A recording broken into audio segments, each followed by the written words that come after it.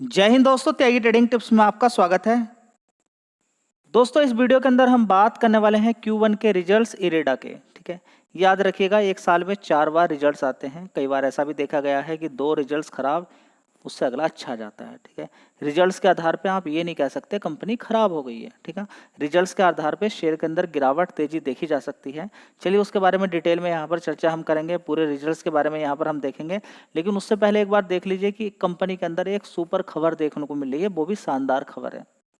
इस खबर के बिहाफ पर हो सकता है कि गिरावट की वजह से तेजी देखने को मिल जाए, क्योंकि ये एक ऐसी चीज यहाँ पर आ गई है कि इससे बड़ा पैसा कंपनी के अंदर आएगा, और कंपनी के अंदर जो पैसा आएगा वो आने वाले टाइम में बड़ा अच्छा फायदा देखने को मिल सकता है।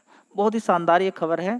देखिए, सबसे पहले देखिए इरेडा के अंदर यहाँ पर क्या है, नई स्कीम को मंजूरी दे दी है सरकार ने इसके लिए। ठीक है, ये क्या चीज है वो आपको समझना चाहिए। ठीक है, देखिए, आपने अगर कोई एक मकान खरीदा है, या मकान आपने कोई बेचा है, खरीदा नहीं बेचा है आपने। ठीक है, मकान आपने कोई बेचा है, कोई प्लॉट आपने बेचा है, रियल एस्टेट के अंदर कोई भी जमीन से रिलेटेड कुछ भी आपने अगर बेचा है, बहुत सारे लोग हैं 50-50 लाख, 1-1 करोड़ का बेचते हैं। ठीक है, और मिला के उस पर टैक्स भी देना पड़ता है। उस पर क्या देना पड़ता है? टैक्स देना पड़ता है, कैपिटल गेन जो भी हुआ। ठीक है, उससे बचने के लिए, उससे छूट के लिए लोग दुनिया भर की सारी चीज़ें करते हैं।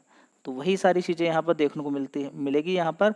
उससे छूट के लिए लोग क्या काम करते हैं, टैक्स सेविंग बॉन्ड्स जारी करती है कंपनी। ये बहुत सारी कंपनियां हैं जो ये टैक्स सेविंग्स बॉन्ड्स जारी करती है। तो इसमें क्या है कि आपका लॉकिंग पीरियड रहेगा 5 साल का। आप 5 साल के लिए जो आपने गेन किया है, जो प्रॉफिट कमाया है कहीं पर बेचकर, किसी भी शेयर की बात नहीं चल रही है यहाँ पर, कोई प्लॉट की या मकान की बात चल रही है। ठीक है, तो इस वो पैसा आप अगर इधर की साइड में रख देते हैं तो उससे टैक्स की आपकी बचत हो जाएगी। ठीक है, तो अभी तक ये जो फैसिलिटी थी बॉन्ड्स इशू करने की, ये सेविंग बॉन्ड्स को देने की, वो किसकी थी? REC कंपनी की, NHAI की, आर RFC की, IRFC की। ठीक है, तो IRFC भी थी अभी यहाँ पर। अब ये क्या आ गई, इरेडा भी आ गई है। तो एक बहुत अच्छी खबर है। अब इससे क्या होगा, कंपनी के पास बड़ा पैसा आएगा। ठीक है, तो ये क्या है, किसके नाम से है, और डिटेल में आप पढ़ सकते हैं, 54EC बॉन्ड। ठीक है, तो टैक्स सेविंग्स के लिए यहाँ पर बन गया है। अब सरकार को यहाँ पर इतना बड़ा पैसा देना पड़ेगा क्या, कि देखिए ये कंपनी क्या है, रिन्यूएबल एनर्जी के अंदर काम करती है। ठीक है, रिन्यूएबल एनर्जी को लोन प्रोवाइड करती है। कोई भी बड़ा प्लांट बनने के लिए जा रहा है, या फिर आप कुछ रिन्यूएबल एनर्जी से कुछ लेने के लिए जा रहे हैं, जैसे कि आप बड़ा प्लांट अपने घर पे लगवाना चाहते हैं, तो ये कंपनी क्या करती है, आपको लोन दे देगी। एक बड़ा प्लांट बनने वाला हो, बहुत बड़ा, जिसमें करोड़ों का खर्चा हो रहा हो, ठीक है, तो उसको लोन दे देगी, और वो रिन्यूएबल एनर्जी के, लेकिन पर्टिकुलर रिन्यूएबल एनर्जी के अंदर ही लोन देती है। ठीक है, तो इससे क्या फायदा होगा कि सरकार एक यहाँ पर बेनिफिट दे देगी। भाई आप देखिए, जो बड़े बड़े प्लॉट बेचते हैं, मकान बेचते हैं, उनके पास पैसे की कोई कमी नहीं रहती है। अब ये क्या कह रहे हैं कि हाँ, आप टैक्स से बचना चाहते हैं, ठीक है, आप आइए इन वाली कंपनियों में पैसा इन्वेस्टमेंट कर दीजिए, आपका टैक्स बच जाएगा। और ये लॉक इन पीरियड हो जाएगा आपका। देखिए, पहले तो देखिए ब्याज की दर क्या मिलेगी, 5.25%। ये लॉक इन पीरियड देखिए, इसमें मैक्सिमम क्या है, यहाँ पर आप देखें, अधिकतम निवेश 50 लाख प्रति वर्ष कर सकते हैं, वित्त वर्ष में कर सकते हैं, 1 साल। 5 साल से पहले इसके अंदर पैसा निकाल नहीं सकते हैं। छूट किनको मिलेगी? जो long term capital gain tax से राहत यहाँ पर मिल जाएगी। ठीक है, और ये सरकारी सपोर्ट वाली चीज़ें हैं, सुरक्षित माना जाएगा इसको, बहुत अच्छी बात यही है। ठीक है, तो ये लॉन्ग टर्म गेन जिनको होता है वो यहाँ पर छूट पा सकते हैं, जो सारी बातें यहाँ पर देखने को मिल रही है। इससे क्या होगा कि एक प्रकार से बढ़िया यहाँ पर काम चलता रहेगा कंपनी का, और फायदा होता रहेगा। ठीक है, तो ये सारी चीज़ें इसके अंदर यहाँ पर दी गई हैं, जो कि आपको मालूम होना चाहिए। अब चलिए डिटेल में चर्चा कर लेते हैं एक बार इरेडा की। दोस्तों, यहाँ पे देख लीजिए इरेडा, आप देख लीजिए एक बार, 169 यही वो शेयर था जिसने 30 रुपये से सीधा 300 रुपये मारा। 300 रुपये से गिरते गिरते 150 से भी नीचे गिर गया। उसके बाद अभी देखिए इसने बड़े प्यार के साथ कितना मारा था, यहाँ पर आप देख सकते हैं 182 रुपये के आसपास। ठीक है, पिछले 1 साल से लगातार गिरावट के अंदर ही है। 300 रुपये से गिरते गिरते कहाँ पर पहुँच गया। ठीक है, उससे पहले IPO के भाव से देखिए 62 रुपये से तेजी, फिर तेजी तेजी तेजी तेजी। तो जिसने अप्लाई किया था IPO के अंदर, तो 30 रुपये का भाव था, 30 रुपये से सीधा कितना मार दिया, 300 रुपये मार दिया। तो देखिए इसने मार दिया है ऑलरेडी, वो कोई देखने के लिए तैयार नहीं है। अभी आप देखेंगे रिजल्ट्स थोड़े से कमज़ोर आएंगे, या वैसा आएगा, आप कहने लगेंगे एकदम भागेगा, अभी कल ही भागने वाला है। सारी चीज़ें आपको देखनी चाहिए कि कभी ये 30 रुपये का IPO वाला ही भाव था। 62 रुपये के अकॉर्डिंग भी कंपेयर अगर करते हैं तब भी ठीक ही भाव इसका इस समय चल रहा है। महंगा ही है, ठीक है, लेकिन ओवरऑल मिला के लोग तो 30 रुपये के अकॉर्डिंग ही कैलकुलेशन यहाँ पर कर रहे हैं। हाँ, लॉन्ग टर्म आप देखें तो बहुत कुछ आपको देखने को मिल सकता है। फिलहाल तो आप देखिए Q1 के रिजल्ट्स, देखिए Q1 के रिजल्ट्स कैसे भी आए, इसका मतलब ये बिल्कुल नहीं कि कंपनी खत्म हो जाएगी। हाँ, गिरावट देखने को आपको मिल सकती है, लेकिन खत्म कुछ बात नहीं होती है। कंपनी का बिजनेस ठीक है, अभी खराब रिजल्ट्स आए हैं, आगे आने वाले टाइम में अच्छे आ सकते हैं। चलिए दोस्तों, सबसे पहले हम क्वार्टरली कंपेयर यहाँ पर करेंगे। 1500 करोड़ का इस कंपनी का रेवेन्यू था एक साल पहले जून क्वार्टर में, उसके बाद 1600 करोड़, 1698 करोड़, उसके बाद 1904 करोड़। अभी कितना हुआ है? 1900, यहाँ पे देखेंगे 47 करोड़ का रेवेन्यू वाइज अगर हम देखें तो कोई दिक्कत परेशानी है? नहीं, बिल्कुल कोई दिक्कत नहीं। तो एकदम से आप ऐसा बिल्कुल मत कर लीजिएगा कि हाँ एकदम से घबरा जाएं और डर जाएं और बिल्कुल आप कहेंगे कि नहीं अब तो सब कुछ खत्म हो गया। इस चीज़ पर थोड़ा सा ध्यान रखें, ठीक है। लेकिन हाँ, इस कंपनी के अंदर क्या है कि ब्याज सारी चीज़ों को देखेंगे। इस कंपनी के एक्सपेंस खर्चे अभी देखिए कितने कितने के होते थे, 131 करोड़ का, 119 करोड़ का, 170 करोड़ का, अभी 427 करोड़ का इस कंपनी का यहाँ पर खर्चा हुआ है। जबकि ब्याज की कमाई भी ठीक हुई है, रेवेन्यू के अंदर भी अच्छा ही जंप है, दोनों में जंप है। सबसे पहले आप सब कुछ छोड़ दीजिए, सबसे देखिए क्या बढ़ा है पिछले क्वार्टर से 1904 करोड़ से कितना हुआ है? 1947 करोड़ बढ़ा है, ठीक है। ब्याज भी देखेंगे 1104 करोड़ से 1218 करोड़ हुआ है, ठीक है। लेकिन कॉलम कहाँ पर है, कहाँ पर खतरा है, कहाँ पर लोग डर गए हैं? खर्चे। अब देखिए खर्चे अगर सही डायरेक्शन में लगे तो कोई दिक्कत नहीं होनी चाहिए। मान लीजिए कि देखिए आपने 1 लाख रुपए पर मंथ की आपकी सैलरी है, ठीक है। अब आपका डेटा निकाल के तैयार किया जाए। 1 लाख रुपए की सैलरी थी, आपका एक लड़का पढ़ाई कर रहा था, ठीक है। तो आपने क्या काम किया कि उसको एक लैपटॉप चाहिए था, ठीक है, आपने लैपटॉप दिला दिया, ठीक है। इसके अलावा कुछ और भी सामान नेसेसरी था जो आपने दिला दिया, तो कुल खर्चा आपका 50,000 का हो गया। और भी हो सकता है मोबाइल से रिलेटेड या और भी कुछ इक्विपमेंट हो, ज़रूरत हो, ठीक है, वो आपने दिला दिया 50,000, ठीक है। वो खर्चा तो सही लगा ना आपका, कहीं सही जगह ही लगा है, समझ रहे हैं आप? जो खर्चा हुआ वो सही जगह हुआ क्योंकि आपने अपने बच्चे की पढ़ाई के अंदर खर्च किया है। और बच्चा आगे आने वाले टाइम में अगर कुछ बढ़िया, अब वो बाद में आने वाले टाइम में मान के चले कि मैनेजर बन गया बैंक के अंदर, ठीक है, तो सही जगह किया ना। उसकी सैलरी सीधी कितनी हुई? 1 लाख रुपए पर मंथ हो गई, ठीक है। तो आप समझिए कि कहीं कहीं पर खर्चा सही रहता है। यही बात मैं आपको बोलता था जोमेटो के अंदर, इटरनल इस समय नाम है उसका। जोमेटो के अंदर कंपनी के खर्चे ज़्यादा रहते थे, रेवेन्यू के अंदर ज़बरदस्त तेजी थी, लगातार तेजी तेजी, लेकिन कंपनी के अंदर खर्चे ज़्यादा होते थे। मैं आपसे बोलता हूँ कि खर्चे सही जा रहे हैं तो कोई दिक्कत वाली बात नहीं। एक एग्जाम्पल में बार बार देता था कि आपका एक स्कूल है, ये स्कूल है, ठीक है। अब इस स्कूल से सैलरी आती है, मतलब सैलरी क्या, फीस आती है, और आप सैलरी देते हैं जो भी टीचर्स वहाँ पर हैं, ठीक है।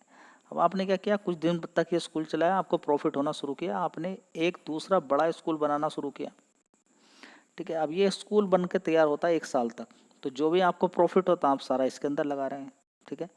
तो अगर आप देखेंगे बैलेंस शीट तो आप पाएंगे कि हाँ इस कंपनी का तो जो खर्चा होता जा रहा है, नुकसान नुकसान होता जा रहा है। लेकिन बाद में पता चला कि आपने जब डीप स्टडी की कि ये तो एक स्कूल बना रहे हैं, ठीक है, यानी कि 1 साल के बाद कुछ और बात रहेगी। अब इससे भी पैसा आता है, इससे भी पैसा आता है, तो खर्चा सही डायरेक्शन में लगाना, ठीक है। तो देखिए रिजल्ट्स देखने के लिए तो खराब हो सकते हैं, अगर आप सही से देखें तो शायद कुछ अच्छा भी हो सकता है। चलिए देख लेते हैं। फिलहाल तो यहाँ पर अगर आप सीधा चले जाएंगे नीचे की तरफ, अगर जाते हैं तो आप पाएंगे कि इस कंपनी के अंदर नेट प्रॉफिट 502 करोड़ से कितना हो गया, 247 करोड़। उससे पहले कितना था? 425, उससे पहले 388 करोड़ था, उससे पहले आप देखेंगे 384 करोड़, 384 करोड़ से भी 247 करोड़ आएगा। ओवरऑल पिछले 5 क्वार्टर की अगर बात करें तो ईयर ऑन ईयर बेसिस पे लगभग 36% की गिरावट है, और क्वार्टरली बेसिस पे पिछले क्वार्टर से इस वाले क्वार्टर्स में 50% की, क्योंकि 502 से सीधा 247, ठीक है। तो 50% की गिरावट आप कह सकते हैं, ठीक है। तो क्या बात आपको समझ में आ रही है कि रिजल्ट्स तो ठीक है, रिजल्ट्स खराब नहीं बोले, खर्चे ज़्यादा हो गए बस। तो कैसे कंपेयर करेंगे? आप देखेंगे, आपके मन में होगा कि मैं बेच दूं क्या, कल कुछ भी कर दूं। देखिए मैंने जो आपको तो बताना था वो आपको बता दिया, आगे आपको अपना दिमाग लगाना है। चलिए एक बार देख लेते हैं FIDIS की एक्टिविटी इसके अंदर क्या देखने को मिल रही है, ठीक है। क्योंकि शेयर के अंदर तेजी बनी थी, आप देखिए पहले देखिए, जब शेयर के अंदर तेजी बनी थी FIDIS, यहाँ पर देखेंगे FIs ने तो लगातार माल बेचते चले गए, शेयर तेजी बनी फिर गिर गया। तो यहाँ पर देखिए एफआईज ने लगातार माल खरीदा और ये 3% तक इन्होंने खरीदा। यहाँ पर देखेंगे 2% तक। उसके बाद फिर गिरावट हुई तो एफआईज ने फिर खरीदना शुरू किया 1.85% से 1.74, सब देखेंगे 3.26%। ठीक है, तो एफआईज ने फिर अपनी होल्डिंग यहाँ पर बढ़ा ली है और डीआईज ने भी 0.63% से 0.513% तक कर लिया। ठीक है, तो एफआईज ने तो जबरदस्त, डीआईज ने तो एकदम माल यहाँ पर बेच ही दिया था। 4% से सीधा 0.91%, 1% से भी कम था। अब 1% से सीधा बढ़कर कितना हो गया, 3% हो गया। तो जो भी माल यहाँ पर प्रमोटर के द्वारा बेचा गया वो किसने खरीद लिया, एफआईडीआईज ने। तो खरीदा है तो कुछ ना कुछ तो बात होगी यहाँ पर कंपनी के अंदर। चलिए दोस्तों, यहाँ पर देख लीजिए, बड़ा दुख होता है जब मुझे लगता है कि मैं अपने देश का पैसा नहीं बचा पा रहा हूँ। देखिए, आपने कोई स्टॉक खरीदा, उसमें आपका नुकसान हो गया, चलेगा, ठीक है, लेकिन आपने सारा पैसा किसी एक ही स्टॉक के अंदर लगा दिया, वो नहीं चलेगा। देखिए, मैं काफ़ी सारे लोगों से मिला, मैंने पूछा कि आपको नुकसान हुआ स्टॉक मार्केट में? जी हाँ। आज के बाद काम करोगे? नहीं। तो फिर उनसे बात कीजिए एक बार कि उनका नुकसान आखिर हुआ कैसे। तो दो चीज़ें निकलेंगी, इंट्राडे, कॉल पुट, या फिर किसी एक ही शेयर के अंदर सारे पैसे लगा देना, या कोई शेयर नीचे गिर रहा था तो लगातार उसके अंदर खरीदारी करते ही चले गए। तो इसका तोड़ निकालिए। आप स्टॉक मार्केट में डूब नहीं सकते अगर आपका पैसा अलग अलग कंपनियों के अंदर लगा हुआ है। समझ बात आ रही है? तो यहाँ पर आपको मैक्सिमम लोग डूबते हुए, बहुत सारे लोग डूबते हुए नजर आएंगे। 2-2 लाख अकाउंट बंद हो रहे हैं। उसके पीछे का कारण यही है कि कॉल पुट के अंदर आज भी आप देखेंगे 4-4 रुपए की जो पुट थी वो 20 रुपए मारा, 5 गुना किया, बस लोग उसमें ही डूबे हुए हैं, भले के बाद में वो जीरो हो गई। ठीक है, यहाँ पे देखिए 3 साल से सी और पी, सी मतलब कॉल, पी मतलब पुट में सब कुछ गवा दिया है। आज आपकी वीडियो देख रहा हूँ, कॉल पुट में सारा कुछ गवा देने के बाद आज ये वीडियो देख रहे हैं, कुछ है ही नहीं पैसा लगाने के लिए। लेकिन हाँ चलो, अब भी सीख जाएंगे।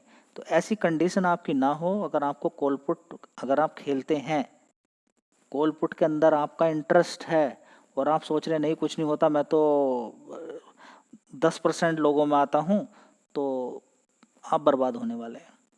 देखिए, कॉल पुट जिसने भी खेला है ना अभी तक, इंडिया के लोगों ने जिसने भी खेला है, XYZ कोई भी हो, वो डूब गया। ये सेबी का डेटा है। सेबी ने कहा कि जितने भी लोग आए हैं सारे डूब गए। अब वो किस वजह से, क्या साइकोलॉजी हुई बीच बीच में, ऐसा नहीं कि उन्होंने पैसा नहीं कमाया, उन्होंने पैसा भी कमाया, डबल डबल 3-3 गुना, उनका कॉन्फिडेंस भी, सब कुछ, लेकिन फाइनली वे चले गए हैं।